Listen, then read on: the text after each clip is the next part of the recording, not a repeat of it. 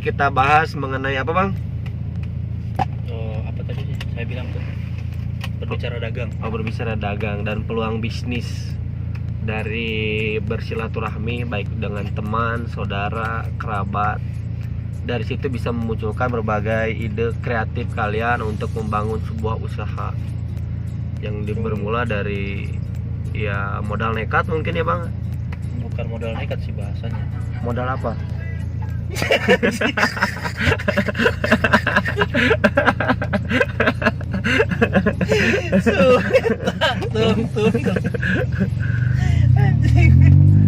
Berbicara status aja.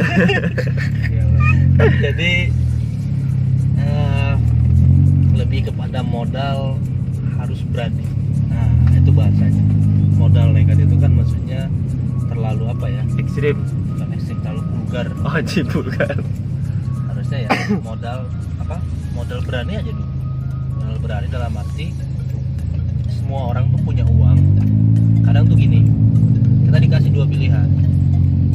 Kamu dikasih duit 1M atau kamu dikasih tahu cara mencari duit 1M. Pilih mana kan gitu pasti. Orang yang berpikiran apa? Berpikiran ya biasa aja ya, lebih baik saya dikasih 1M.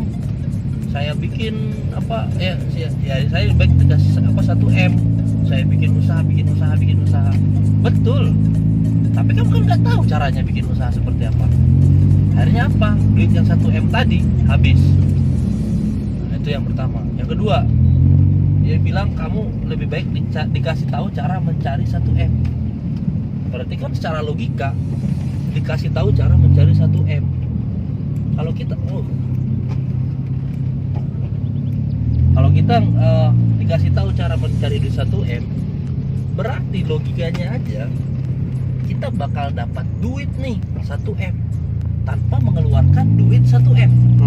Paham gak? Paham. Nah, sedangkan duit yang udah dikasih kita 1M, kita otomatis bakal mengeluarkan duit itu karena dia bikin usaha apa segala macam yang tadi kan. Tapi kalau dikasih tahu caranya mencari 1M, itu kan kita benar-benar tidak mengeluarkan modal sama sekali. Tapi kita mencari. Dikasih tahu caranya mencari 1M. Berarti kan itu udah 2 poin kita dapat sebenarnya. Makanya sama dalam berbicara dagang ataupun berbicara bisnis, jangan terpaku duitnya harus sekian, modalnya harus sekian, sebenarnya nggak gitu. Kita minimal harus punya basic itu dalam arti keinginan ataupun ada kemauan dasar untuk melakukan sesuatu, bukan hanya ya apa ya mencontoh ataupun melihat cara kerja orang lain, kayak gitu. Karena dalam dunia bisnis tuh harus ada inovasi, apapun itu pasti ada inovasi. Nggak mungkin sama semua rulesnya, pasti harus beda. Makanya kenapa ekonomi kita lah bisa dibilang di Indonesia agak ketinggalan dengan ekonomi luar negeri, karena di Indonesia nih seragam. Contoh lagi rame bikin masker, semua jualan masker. Padahal iya kan, padahal kan di luar itu masih banyak peluang lain sebenarnya gitu loh. Tapi karena fokusnya ya udah menguntungkan nih dari masker, semua jual masker. Yang pada akhirnya kemarin beberapa berita bos-bos masker katanya ada yang tumbang, orang gila, barangnya masih banyak sisa, akhirnya nggak habis gitu. Itu akibat karena terlalu seragam. Nah makanya dari situ kita harus bisa memberanikan diri kita. Makanya saya bilang tadi, modal dalam berdagang itu pun berbisnis itu adalah modal mental dulu. Kita punya mental, kita punya keinginan kuat, insya Allah pasti berjalan. Karena di situ kita bakal diajarin prosesnya. Karena kalau kita nggak mencoba sama sekali, kita nggak bakal tahu hasilnya seperti apa. Sama halnya kayak kita mau beli sesuatu, wah kayaknya mahal nggak nih, atau nggak murah nggak nih gitu kan. Tapi kan kita nggak pernah nanya, kita nggak pernah nyoba gitu loh. Sampai akhirnya kita nggak tahu itu mahal atau murah gitu. Makanya dalam dunia berbisnis pun seperti itu. Kita nggak bakal tahu itu sukses atau enggak kalau kita nggak pernah nyoba sama sekali. Tapi harus garis bawahi juga, bukan konyol, bukan mati konyol. Harus ada perhitungan, harus ada juga apa namanya itu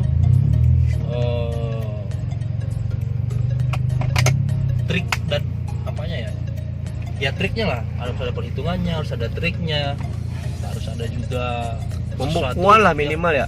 Pembukuan itu bukan. kan lebih ke itu mah lebih ke teknis sebenarnya kalau masalah kayak gitu. Tapi ada di luar konsep, ada di luar ya, kita harus punya konsep, tapi konsepnya itu jangan konsep aja terus gitu, tapi harus ada pelaksanaannya juga gitu. Itu kalau dari saya mah. Tapi jangan mati konyol juga seperti saya bilang.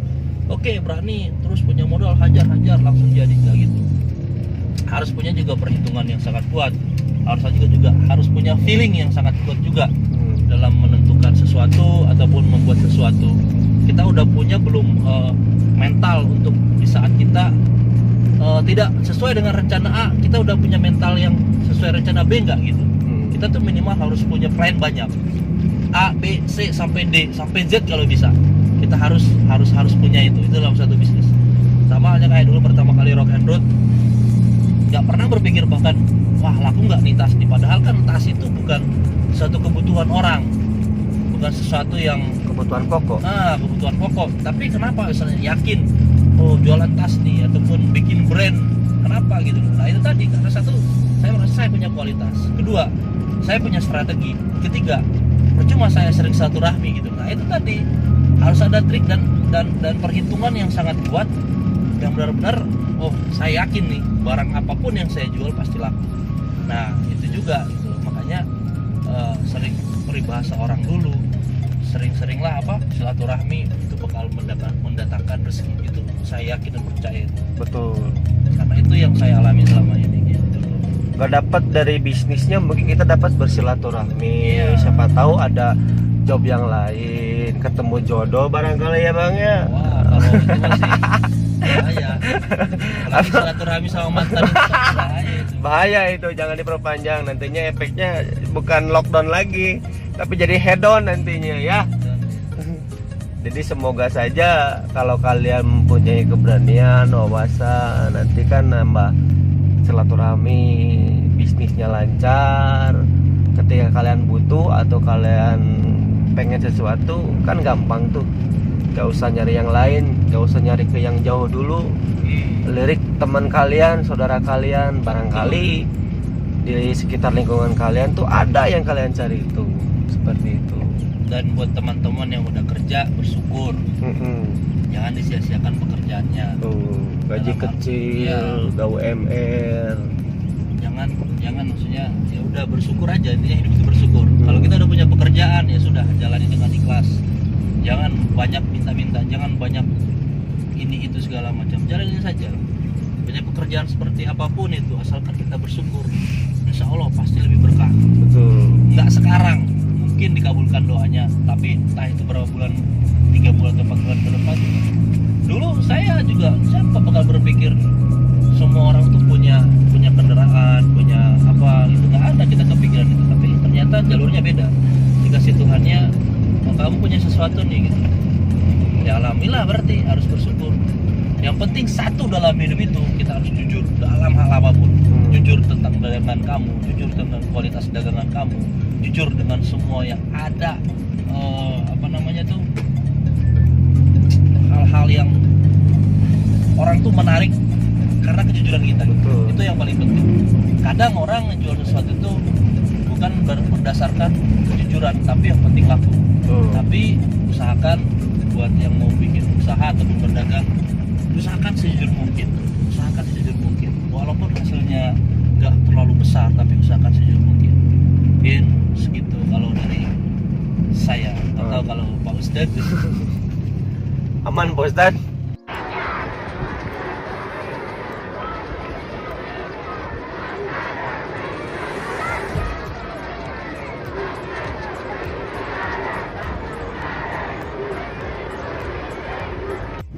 Jadi menurut Luka, bagaimana Luka dalam ilmu jual beli? Ya menjual beli mah kudu aya duit, Anjing, duit wae jadi ieu aya mah. barang. Kamu duit jeung duit besar riba. Oh, riba. Jadi Mun urang meuli duit berarti riba. oh riba. Mun meuli urang duit jeung barang berarti teu kasar. Oh, desa. Jadi untuk menghindari riba bagaimana Pak Ustadz? Nah, Betul, harus ada duit jeung aya barang. Jadi Jadi kan zaman sekarang Pak Ustadz banyak yang gaya heula dihelakeun Pak Ustadz. Jadi bisa ngedit duit, baik itu dari aku laku, baik itu dari Kredipo. Jadi sampai beli kolor pun bisa nganjuk Pak Ustadz lewat aku laku gitu. Menghindari hal-hal seperti itu bagaimana Pak Ustadz? Di sini di Mamah dan AA bersama Untuk menghindari riba-riba klub tersebut bagaimana? Itu balik lagi ke diri masing-masing. Cai. Ada hadis riwayatnya Pak Ustadz? Sering tak apa.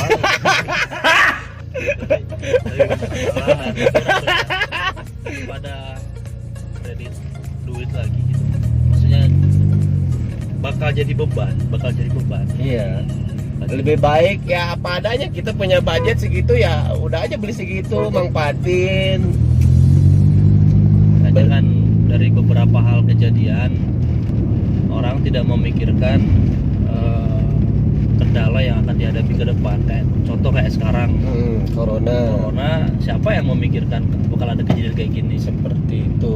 Jadi akhirnya kan kita koredas. Karena secara psikis, nah kita berbicara psikis karena dalam ilmu hukum tuh ada psikis, yaitu sosiologi, psikologi, antropologi, sama seksiologi ada Om. itu sangat berpengaruh dalam dunia kalau kita punya riba lah bisa dibilang. Karena apa? Secara sosiologinya kita jadi sulit untuk bersosial dengan orang lain karena tidak ada waktu untuk hal itu. Padahal dengan kita cara bersosialisasi, kita banyak ilmu, kita banyak barokah, kita juga banyak link. Secara kriminologinya ataupun secara case-nya, kita tidak bisa lagi membuat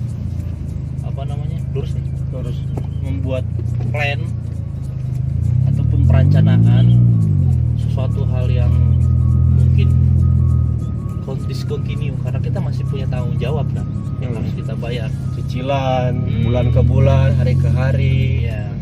Jadi kita nggak bisa menikmati hidup. Bikin pusing.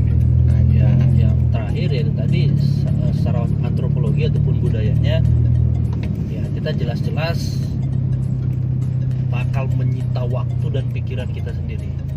A few moments later. Sekali sok antropologi itu bereskeun lah, akan beres. Jadi secara antropologi ataupun antropologi itu kan lebih dikenal dengan budaya. Itu kan sebenarnya kan budaya kita bukan. Budaya kita tuh bukan seperti itu. Budaya kita tuh budaya barter. Kalau zaman dulu tuh budaya orang Indonesia tuh ibaratnya saya punya beras, ibaratnya mau ditukar dengan apa nih? Umbi ataupun sesuatu yang sesuai juga harga budget barangnya tersebut gitu loh. Jadi sebenarnya budaya-budaya kayak gitu tuh bukan budaya orang kita, itu lebih ke budaya orang-orang liberal. Iya. Jadi sebenarnya yang diuntungkan itu ya baik lagi orang-orang yang liberal, kayak liberal. Jadi kita harusnya yang membudidayakan budaya kita sendiri sebagai orang Indonesia. Ada nggak ada, mama nyangu, tak Jangan memaksakan sesuatu hanya karena untuk pengen kelihatan gimana gitu, enggak seperti itu kok pola hidup tuh. Makanya kita juga sangat menyarankan sekali teman-teman, budaya kita tuh bukan budaya yang outfit ataupun branded tuh bukan. Tapi budaya orang Indonesia itu sakinah lagi lebih ke apa adanya gitu. Tolong menolong, itulah lebih ke tolong menolong, nggak kayak sekarang gitu. Saya nggak tahu lah ya, maksudnya dengan makin acuh ya orang Indonesia sekarang, bahasanya tuh ya lolo gua gitu, padahal itu bukan budaya kita tolong menolong. Dan dalam hadis riwayat juga kan jelas Sini kan berarti ya. Tolong menolong kan ke siapapun gitu. Jangan sampai kita update makan posting sosial media, kan belum tentu teman-teman kita yang lagi susah, apalagi corona seperti ini kan bisa hidup enak lah makan. A few moments later. Kita berbisnis itu sudah dicontohkan oleh Rasul ya. Rasul itu kan berdagang. Dagang. Berdagang itu ya ibaratnya jual beli gitu kan. Jual beli juga kita harus lihat dulu pasarnya kayak gimana. Terus barang yang dijualnya seperti apa gitu kan. Sekarang kalau kita jual manusia bukan jual beli namanya. Human trafficking atau eta mah anjing. Itu kan sudah di luar ini ya, di luar Job desk. di luar yang dicontohkan gitu kan. Jadi kan yang ibaratnya kayak jual beli sayuran, misalnya jual beli barang, mungkin itu juga sebagai salah satu contoh gitu kan untuk berbisnis. Kalau misalkan jual beli uang ya itu udah di luar yang dicontohkan, berarti kan sudah haram ya, ibaratnya bukan haram sih namanya. Ya tidak dianjurkan lah untuk jual beli uang. Apalagi pada zaman dahulu kan jual beli itu ya ladang ekonomi yang terbesar lah. Belum ada seperti sekarang jual jasa, jual tema, jual kaligrafi, jual desain, Jual jasa berarti kan. desain, jual apapun lah seperti zaman sekarang. Nah, zaman sekarang kan lebih mudah, ada sosial media yang bisa mendukung seperti Instagram, Facebook, akun bisnis, Google dan sebagainya. Jadi lebih dimudahkan barangkali. Terus untuk bisnis kan misalkan kita bikin usaha sendiri itu kita bisa mengelolanya sendiri, kita tahu alurnya bagaimana, barangnya dari mana. Itu kan jadi ibaratnya wah ini barangnya bener nih asli, atau misalkan barang ini tidak dari barang-barang yang haram misalnya. Jadi kita bisa ngatur-ngatur sendiri mau jual apa gitu yang sesuai dengan keinginan kita sendiri. Kualitas bisa KW1, KW2, Kualitas bisa diatur gitu sesuai dengan permintaan. ada uang, ada kualitas lah. Tapi minimal seimbang, nggak terlalu mahal tapi kualitasnya bagus, nggak terlalu murah tapi nggak murahan.